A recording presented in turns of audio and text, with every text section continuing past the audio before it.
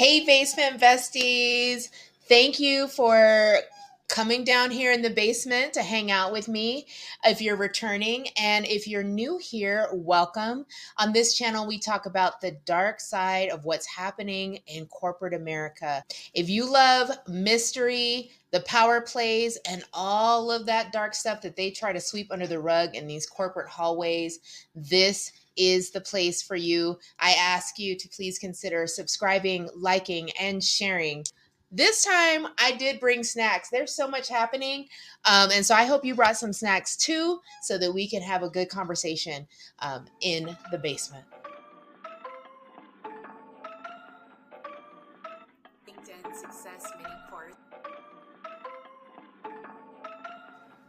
All right, let's get into this weekly work roundup, episode number 2.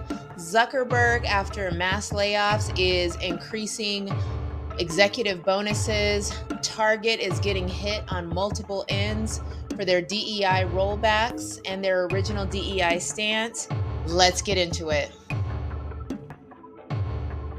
So they're getting a 200% increase. So before this, they were getting, these execs were getting a bonus worth 75% of their base salary, which is already huge. So now that jumps to 200% of their base salary starting this year in 2025. And so Meta stock rose. It was up this year, and they've committed $65 billion to AI initiatives. So clearly their focus is on automation and maybe around cost cutting. And so therefore they may not need as many employees. I'm curious about the functions that were cut. But the question is that 200% increase, especially during the time when you are laying off people, that feels is that a little tone deaf? What do you all think? I think it's just, I don't know, it's just wild. Or do you think, hey, it's rewarding strong leadership and it's survival of the fittest out here, and those who are the high performers, they get to benefit. It also doesn't say though that the people whose jobs are spared, that they're getting any kind of bonus. So if you're not in the C-suite, it doesn't say that you're getting an increase in your bonus structure, just at the executive. So I'm curious about what you all think. Does anyone work at Meta? Has anyone seen anything that's going on? I'm curious.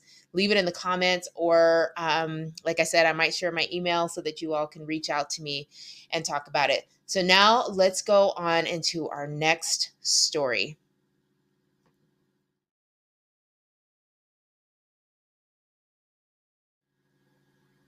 Okay, let's get into this next story. So, as you all know, diversity, equity, and inclusion programs are being rolled back at record paces this year, and it's only February. So many companies have dropped their diversity, equity, and inclusion standards or guidelines, and or gotten rid of entire teams that were focused on diversity, equity, and inclusion. And you'll notice that I keep saying all three words in full, because DEI, as it's said that way, has become kind of a saying it that way, even though those are the initials, it has taken it away from its original meaning. And so a lot of people don't understand what DEI is. And so if you are against DEI, I'd love to hear about it in the comments. But are you against the diversity part, the equity part, or the inclusion part? And this is why I'm saying those three things together, because I think understanding each of those words is important. So anyway, the latest companies, and again, I'm checking my notes here, that are making big DEI or diversity, equity, and inclusion rollbacks are Citibank, and Pepsi. So Citigroup, rather, they have dropped their diversity, equity, and inclusion hiring goals. They just announced that they're renaming their diversity, equity, and inclusion to talent management and engagement. So this isn't just a rebrand. Along with its name change, Citi is also ending its diversity hiring goals altogether. Now they haven't publicly explained why, but remember in a few videos ago, I talked to you about activist investors, and so activist investors have reached out to Citi, and it seems like they're also getting the pressure from public sentiment. They're under fire, and they're seeing probably what's happening with other companies that are getting lawsuits and all of these different things. And they just said, listen, we don't want the smoke, so we're also going to change everything. Pepsi has also followed suit. So, probably around the same day, this is all reported by Forbes. This was February 20th, so maybe just as soon as last week, Pepsi made its own diversity, equity, and inclusion shift. And according to an internal memo posted by an anti DEI activist, they are scrapping representation goals in hiring. They are turning the chief DEI officer role into a more general employee development position, and they're refocusing its supplier diversity program to include all small businesses and not just diverse ones. So, this is where it gets spicy because this particular activist investor that we talked about a few stories ago said that they contacted Pepsi to talk about their woke policies, and then boom, Pepsi announced these changes. So this isn't just about Citibank and Pepsi, right? This is a corporate trend that I don't see stopping anytime soon. A lot of companies are scrambling to change their diversity, equity, and inclusion policies, their standards, whether it's relation to suppliers or their internal in-house teams. And I think that some companies or corporations, again, did some of these corporations set up their diversity, equity, and inclusion in the wrong way? There is a strong possibility that that has happened. But is diversity bad? No. Is equity bad? No. Is inclusion bad? Absolutely not. And so perhaps these companies are trying to figure out a way to reimagine it. I don't know. I don't work for these companies. This is just what I have heard from the news outlets, right? But I am curious about what you all think. Do you think that DEI or diversity, equity, and inclusion is being rolled back because the companies that did it didn't have their heart in it in the first place? Do you think that they did it incorrectly when they rolled it out? Um, does this signal the end of corporate diversity, equity, and inclusion? Is it dying? And do all of you understand what diversity, equity, and inclusion is? I'd love to hear what you think it is in the comments, because I do think that a video is in order so that you understand the difference between affirmative action, diversity, equity, and inclusion, and what that means. Because a lot of people don't understand that diversity, equity, and inclusion also protects things like veterans counseling. It protects things like um, if you're a new mother. I remember when I was working at Google, they had for pregnant women, they had special parking spaces for pregnant women so that they didn't have to park way, way far away from the building and walk up to the building, right? So essentially, these things protect everyone.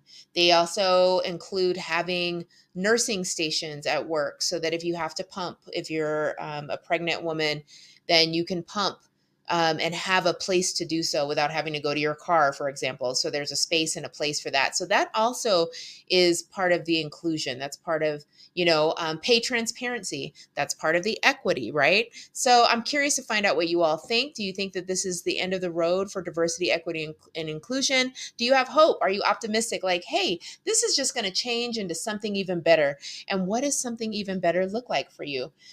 Let me know in the comments. I'm always excited to hear from you all. So please talk to me in the comments. Let's continue the discussion. And then our final story.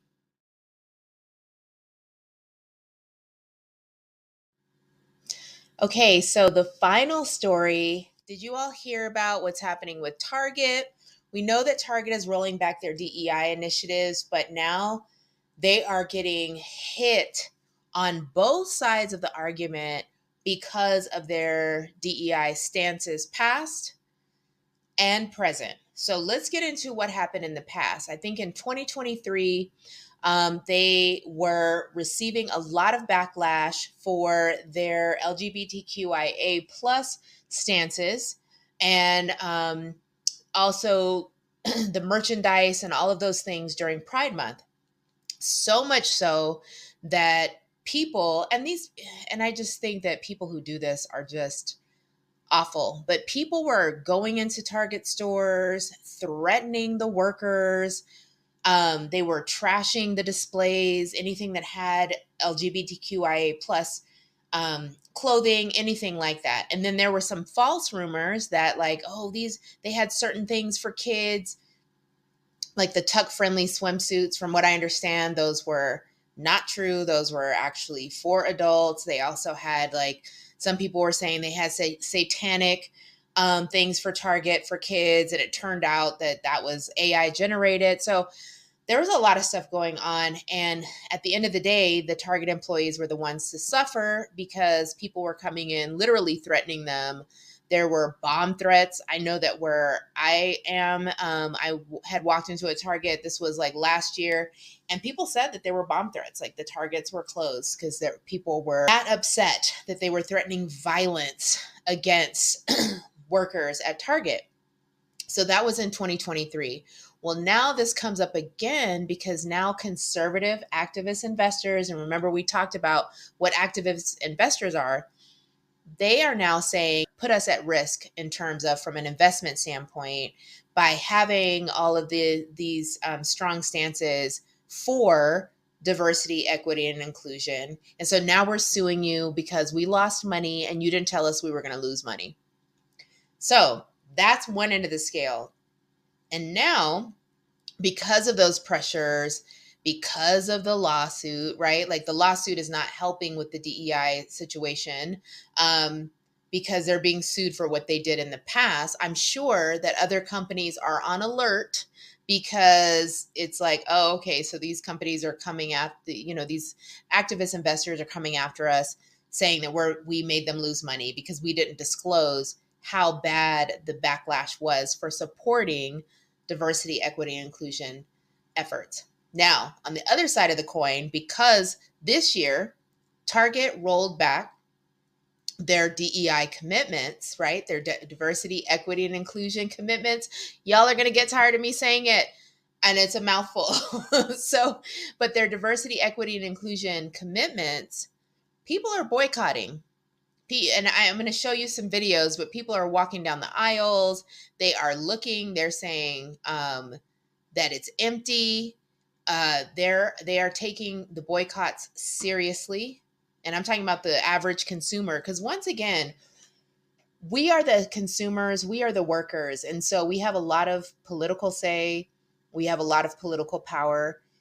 Being able to organize and use that, right? And so that's what's happening now. So their Target's earnings have dipped. And in fact, let me see if I can find out how much they've dipped. Okay, according to news articles, this one is from CNN. A recent data shows that foot traffic to Target stores dropped 3.9%, while Costco, which is held firm on DEI, actually saw a 4.6% increase in foot traffic. So now the question is for all of you.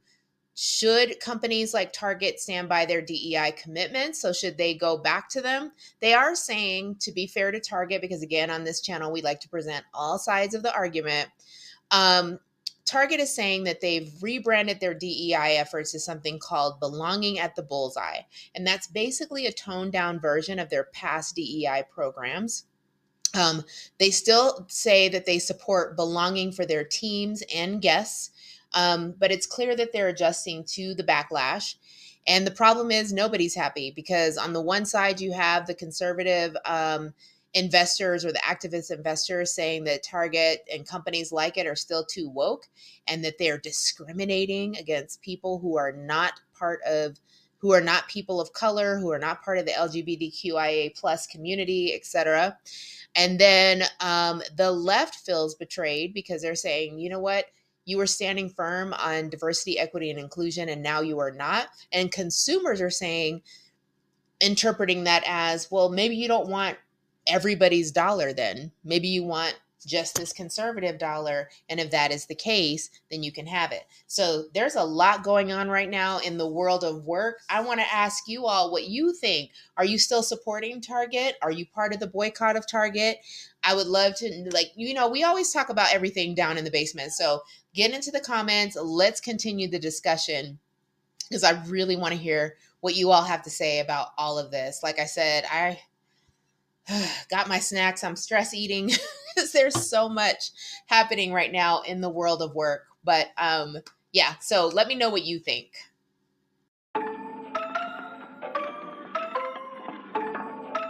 I ask you to please consider subscribing, liking, and sharing. But thank you for joining me down here in the basement.